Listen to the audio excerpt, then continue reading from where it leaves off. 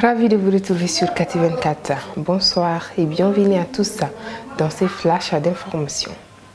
La ministre de l'Éducation nationale, Mme Sidibé Ledeo Ousmane, a accordé une audience à François Lafrenière, nouvel ambassadeur du Canada au Mali. Au menu des échanges, le renforcement de la collaboration dans le secteur éducatif, les difficultés, les attentes et autres enjeux étaient aussi au cœur des échanges.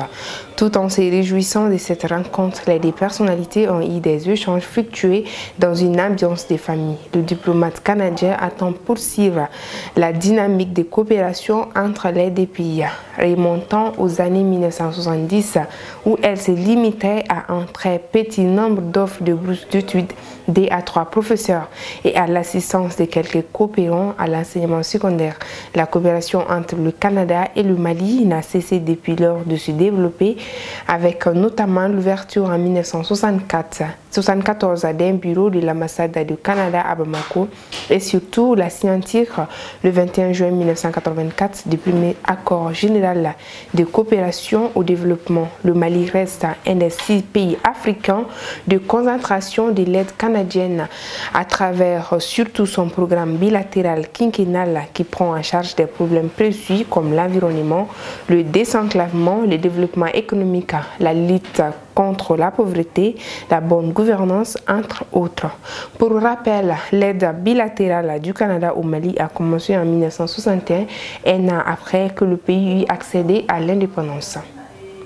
Malgré une grande campagne de communication faite sur l'opération de mise en jour des données NINA, le ministère en charge de la sécurité et de la protection civile enfant le faible niveau de la mobilisation des Maliens. C'est ce qui ressort d'un communiqué rendu public ce mardi 14 février 2023. La dite opération a été lancée depuis le 9 janvier 2023.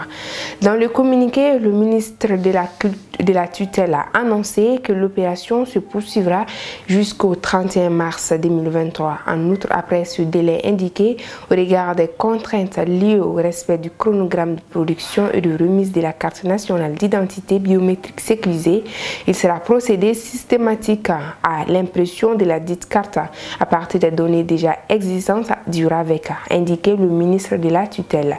La première mise en jour de cette carte est gratuite pour tout le monde, mais le renouvellement est payant, a-t-il mentionné. Par ailleurs, le ministre a exhorté à une mobilisation générale avant la date butoir. À présent, on passe à la page internationale. La RDC, la société civile des territoires occupés par les rebelles du M23 s'oppose au recensement. La Commission électorale nationale indépendante a confirmé le début des opérations d'enrôlement des électeurs au jeudi 16 février pour la 3e ère opérationnelle. C'est en préparation des échanges présidentiels, législatifs et provinciaux de la fin d'année.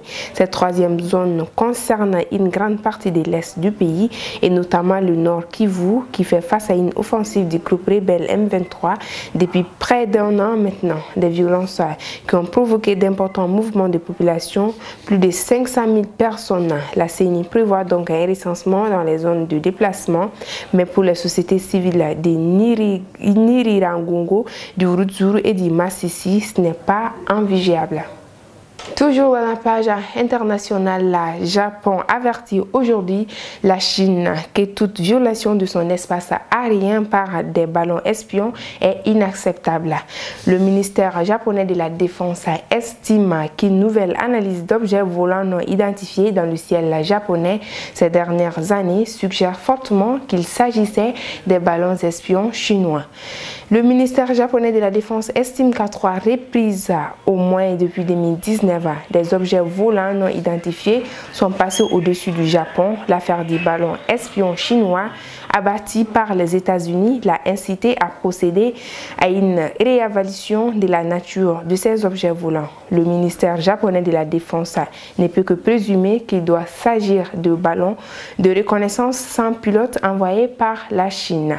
Proche de Taïwan, les bases d'Okinawa servent à surveiller la Chine et la Corée du Nord. Des navires, des sous-marins et des avions de reconnaissance chinois sont repérés à l'intervalle régulier au large d'Okinawa Okinawa. Le Japon envisage d'utiliser des missiles pour protéger son espace aérien contre les intrusions des ballons espions en coopération avec son allié américain. Merci, c'est ainsi que nous clôturons ce flash. Merci à vous de l'avoir suivi. Restez connectés sur Kati 24. L'actualité continue et passez une très belle soirée. À demain.